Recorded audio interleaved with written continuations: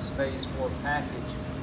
And one of the central items in that package is going to be the U.S. Made Act of 2020. The package will deal with going back to school. It will deal with money for hospitals. It will deal with money to stimulate the economy. But we're going to have a section about China. So what did we learn from the coronavirus? It's been a wake-up call for America.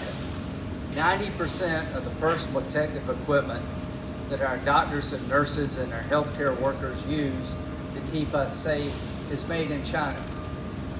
And we've become captive to China. The entire world has.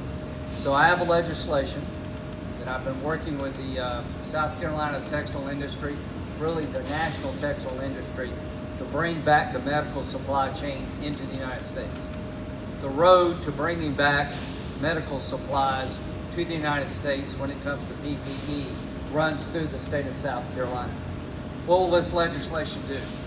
I'm creating a $7.5 billion tax credit for any company that will go back into the PPE business to make gowns, masks, gloves, bedding, all these swabs, everything associated with caring for people under the pandemic. This tax credit will help revitalize an industry and bring back into the United States the PPE supply chain so that we'll no longer be beholden to China. But equally important, we're going to treat PPE manufacturing the same as making American uniforms for the military. Under the Berry Amendment of the Defense Bill, there's a requirement that American military uniforms be made in America. And many of our textile plants in South Carolina, North Carolina, and Georgia get a good piece of their business by making American uniforms. My legislation would put PPE manufacturing under the Berry Amendment, so our strategic stockpile would have to be made up of American-made PPE protective equipment. The goal is to have 100% American-made in the strategic stockpile of PPE equipment in the next 5 years. We believe that can be done through the tax credit and requiring PPE to be placed under the Berry Amendment. What does it mean to the South Carolina textile manufacturing? It means new jobs. It means a new market. What does it mean to the public? No longer being dependent upon China. What does it mean to our hospitals, our doctors and nurses?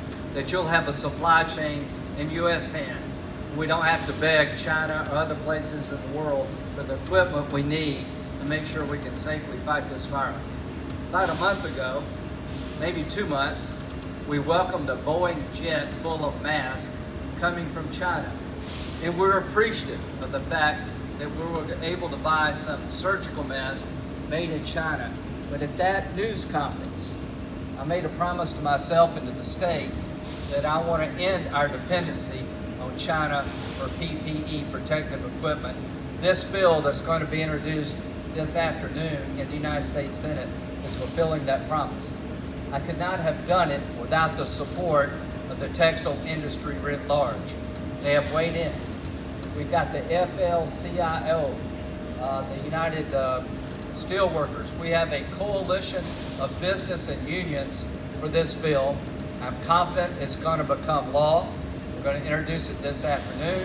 And hopefully by next week, we'll have phase 4 passed, helping the public, making it safe for kids to go back to school, giving hospital and doctors and nurses money to deal with the virus because it has become overwhelming, but put in place the foundation for bringing back PPE manufacturing from China to the United States. For that, I'll turn it over to Mr. Warlick, who runs the plant here and can tell you a little bit about what we're doing.